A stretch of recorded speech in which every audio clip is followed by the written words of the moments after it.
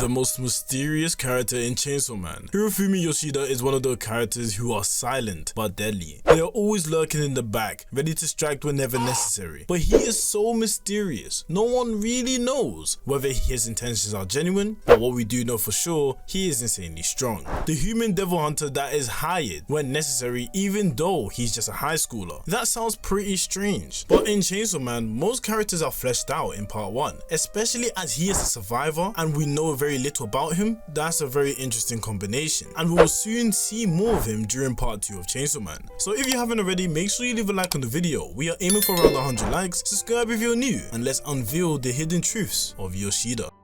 The secretive individual has gotten recognition from some of the veterans in the business, Makima and Kishibe, notably understanding that he is one of the best in the game. And not to forget, Kishibe is the one earlier on saying that he is the strongest devil hunter in the game, but now he has admitted that Yoshida is stronger than him, previously backed up by Makima also, believing his abilities would be able to protect Denji. In part 2 of Chainsaw Man, he was also later relied on again by a secret organization that is meant to protect Denji's identity and to give him peace, which is not easy considering Denji is trying to reveal himself every 2 seconds. But you get the picture. Again assigned another important task around Denji, but in this case is to conceal him. They definitely feel he is up to the task, and especially considering his involvement via the private sector before, he must have some accolades. Not to mention, he's also a fan of Chainsaw Man. His intelligence and knowledge seems to be quite a bit for someone who is not a devil safety hunter as a full-time job. He was knowledgeable on the brothers that had contracts of the Skin Devil to look like anyone and was able to locate their positions effectively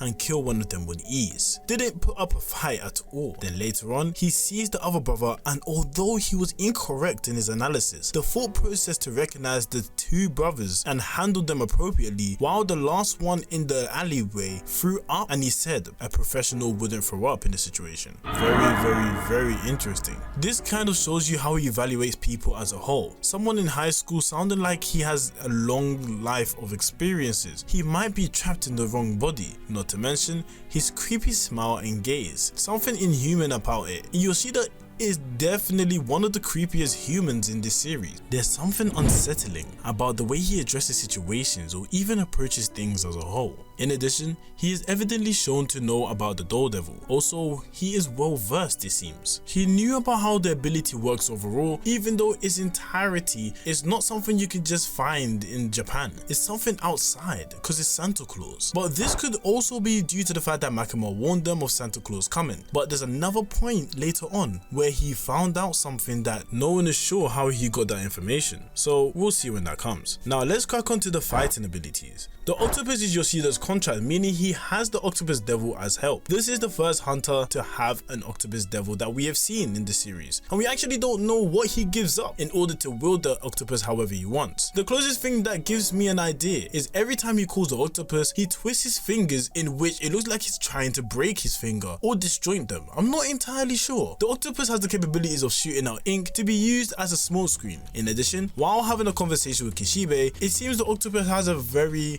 long range, able to scout out the vicinity to see if lower life forms were around, just to make sure Makima doesn't hear them. But how does he know about Makima's ability? That is very interesting. Even Kishibe was confused. And he's only a 3rd-rate devil hunter? Something's not adding up. Nobody knows, which definitely explains his mysterious character.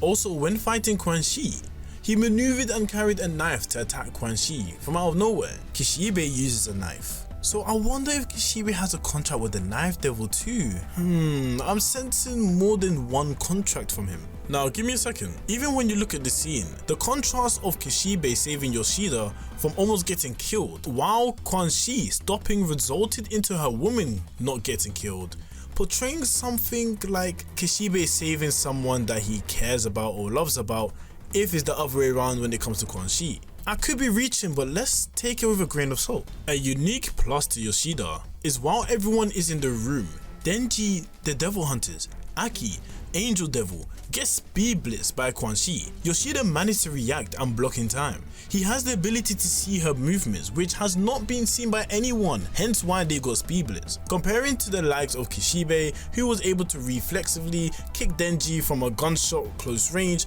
and was able to swing a Quan Chi, but he actually missed and he got hit instead. Shows the insane speeds for Yoshida to react to Quan Chi as a whole. Not to mention, during round 2 of their fight, after he got his ass beat, he was able to keep up the whole time, in fact damaging her in the process. So in terms of strength, Yoshida's feat is damaging Quan Chi and making her nose bleed, as is the closest he was able to get. This was after blocking and dodging a string of pressure presented by Quan Chi, making him an abnormally fast learner. The question is, what made him more efficient in round 2? In particular, whatever it is, might be the reason why he is rated highly, as he adapts very quickly. He sure knows how to be effective, especially in what he does, making him someone that is highly anticipated to fight in Chainsaw Man Part 2. Yoshida, as cold and quiet as he is, shows numerous times that he is knowledgeable about individuals.